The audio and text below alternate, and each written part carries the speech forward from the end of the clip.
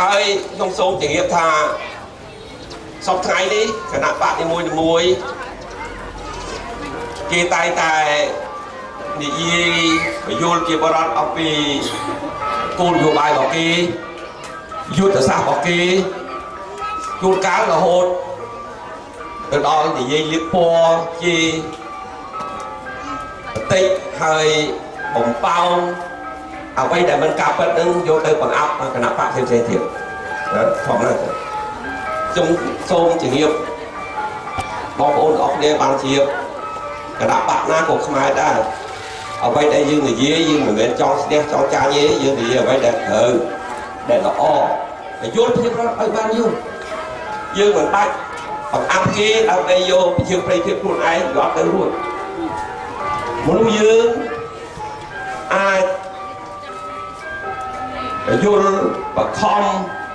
ឲ្យធ្វើអ្វីដែលអ្នកនោះមិនចង់ធ្វើប៉ុន្តែរឿងបខំឲ្យស្រឡាញ់ជាតិយើងមិនអាចបខំបានទេហើយអ្នកណាមួយគេចង់ធ្វើអីគេធ្វើហើយគ្មានអ្នកណាមួយមានសមត្ថភាពក៏ទប់ស្កាត់យកមនុស្សនោះទៅចាក់សោកុំឲ្យចេញទៅក្រៅចាក់សោកុំឲ្យធ្វើនេះធ្វើនោះខ្ញុំថាទាំងអស់ហ្នឹងគឺជាចំណុចមួយដែលយើងមិនត្រូវការប្រព្រឹត្តតទៅទៀតទេអានឹងខ្ញុំសូមបញ្យល់ឲ្យបានជ្រាបហើយដូច្នេះខ្ញុំសូមជម្រាបឲ្យបានជ្រាបគឺខ្ញុំមានអារម្មណ៍មួយសប្បាយរីករាយហើយខ្ញុំសង្ឃឹមថាផ្លូវល្អមានតែមួយទេអ្នកល្អគង់តែជួបគ្នាហើយផ្លូវសម្រាប់អ្នកស្នេហាជាតិក៏មានតែមួយដែរ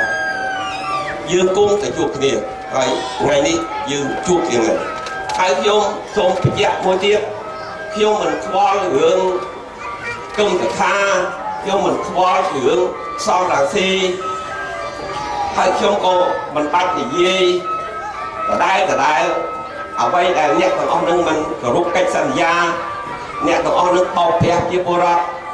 អ្នកនឹងរហូតមកដល់សប្តាហ៍នេះក៏អត់មានបានធ្វើអ្វីទាំងអស់គាត់នៅតែបន្តការពោលពូតតទៅទៀតខ្ញុំខ្វល់តែមួយ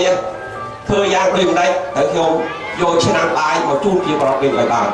ចេញយករដ្ឋាភិបាលមកដល់រដ្ឋាភិបាលក្នុងឆ្នាំបាយនឹងមានបាយជូនប្រជាពលរដ្ឋមានសេរីភាពមានបូរណភាពទឹកដីហើយនឹងមានភាពយុត្តិធម៌នៅបាយខ្ញុំយកតតបន្តតាបាននឹងខ្ញុំសូមជម្រាបយើងយកបានបើកត់ជាយកបានបើសិនជាប្រជាពលរដ្ឋទាំងអស់គ្នាគិតតែពីរឿងល្អគិតតែពីរឿងជាតិអានឹងយកបានហើយយើងជ្រើសរើសគណៈបកណាមួយដែលយើងជឿជាក់ថា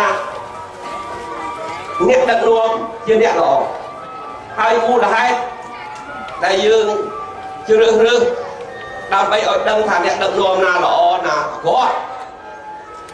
យើងគិតយ៉ាងម៉េចដើម្បីស្គាល់មនុស្សនោះពិតប្រាកដគ្មានអ្វី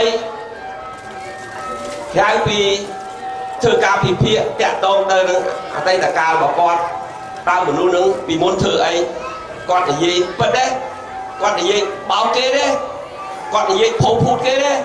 ប្រហែលដងហើយតើគាត់បានធ្វើអីខ្លះយើងមើលចឹងដឹងហើយអ្នកដែលធ្វើល្អយើងសួរថាអ្នកនឹងមានតែភូតគេទេហើយមានតែបោកប្រាស់ជាពលរដ្ឋទេដែលមានធ្វើអ្វីឲ្យខូចដល់ប្រយោជន៍ជាតិទេយើងគិតចឹងបាត់បើសិនតាលោកនៅថាគិតអ្វីដែលលោកស្គាល់ដែលលោកមានមិត្តភាពជាមួយទោះជាលោកដឹងថាអ្នកនឹងអាក្រក់ក៏ដោយភោភូតក៏ដោយបោកប្រាស់លោកក៏ដោយ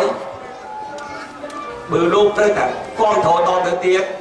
មិនមែនលោកមួយទេគ្រោះថ្នាក់គឺប្រទេសជាតិទាំងស្រុងមក